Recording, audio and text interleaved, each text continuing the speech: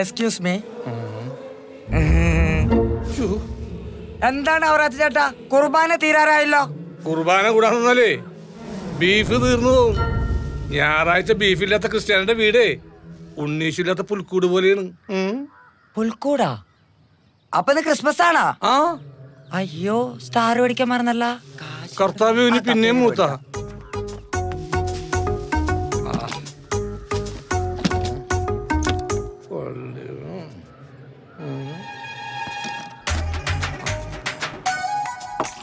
ഒരു ചായ. ഈ ലോട്ടറി അടിക്കണത് ഒരു കണക്കിന് നഷ്ടമാണ്. 80 ലക്ഷം അടിച്ചാ 50 നമുക്ക് കൈ കിട്ടുള്ളൂ, 30 നഷ്ടം. ഒരു ചായ പറഞ്ഞ അര ഗ്ലാസ് ചായ. ഇതല്ലേ അതിന് വലിയ നഷ്ടം. അല്ലേലും വെറുതെ കിട്ടുന്ന കാശല്ലേ, ഒരു കാര്യത്തിന് ഉപകാരപ്പെടില്ല.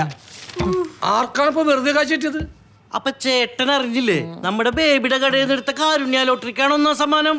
80 ലക്ഷം രൂപ. എത്ര? 80. കർത്താവേ കരുണയുള്ളവനാണ്. ഒരു തവണ പാവപ്പെട്ടവനെ മരിച്ച് 10 പതിനെന്നെ കൊണ്ട് പോയില്ലേ, അതൊക്കെ കർത്താവ് കാണാതിരിക്കോ? ആർക്കാ അടിച്ചത്? ആർക്കാണെന്ന് അറിയാൻ പാടില്ല. എന്തായാലും സ്ഥിരമായിട്ട് കിടക്കുന്ന ആർക്കും അല്ലെന്നാണ് കേട്ടത്. ഊട്ടിയെ കൊടുക്കാനാണെങ്കിൽ വിളിക്കണേ. ആ ഓക്കേടാ. എന്തായാലും നമ്മുടെ നാട്ടിൽ ആദ്യമായിട്ടാണ് ഒരാൾക്ക് ഫസ്റ്റ് പ്രൈസ് അടിക്കണത്, അതും 80 ലക്ഷം. 80 ലക്ഷം. എല്ലാരും ഉണ്ടല്ലേ. ആ ടൂറുകാരൻ വന്നാ അങ്ങനെ അവസാനം നമ്മുടെ നാട്ടിലും വന്നു തുടങ്ങിയ ഭാഗ്യം. അതും 80 ലക്ഷം. കമ്മീഷൻ കിട്ടും 10%. ആ എന്താ നിങ്ങൾ പറഞ്ഞ, എനിക്കൊന്നും മനസ്സിലായില്ല. ആ അപ്പൊ നീ അറിഞ്ഞില്ലേ? എടാ നിന്റെ കൂട്ടുകാരന്റെ കടയിൽ നിന്ന് എടുത്ത കാരുണ്യ ലോട്ടറിക്കാണ് ഫസ്റ്റ് പ്രൈസ്. ബേബിയുടെ കടയിലാ? ആടവധൂരി ആണോ? അത് ശങ്കാറല്ലത്. ആർക്കാ അടിച്ചത്? അതറിയാൻ പാടില്ല. ആർക്കായാലും എന്താണ്, നമ്മുടെ ബേബിക്ക് 8 ലക്ഷം രൂപ കമ്മീഷൻ കിട്ടൂലേ. പിന്നെ 8 ലക്ഷം ഒന്നും കിട്ടിയായിരിക്കൂല. അതൊക്കെ വെറും അന്ധവിശ്വാസമല്ലേ? അല്ലടാ, കിട്ടും. ഞാനൊന്നവനെ വിളിച്ചു നോക്കട്ടെ. അങ്ങനെ വിളിക്ക്.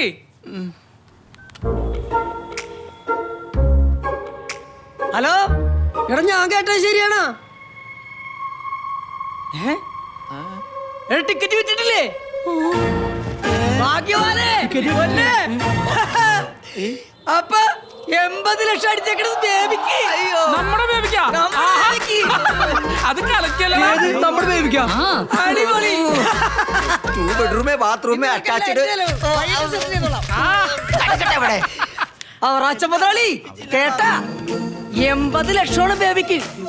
തന്റെ പ്രാക്കിന്റെ കൂടോടോ, താനല്ലേ പറഞ്ഞത് ഇതിലും വലുത് കിട്ടുന്നു. കിട്ടിയടോ, കിട്ടി. 80 ലക്ഷം. 80 ലക്ഷം കിട്ടി. ഞാൻ അടിച്ചു പൊളിക്കും. എന്തൊരു ടൂറ് ഞങ്ങൾ പോകുന്നറിയാമോ?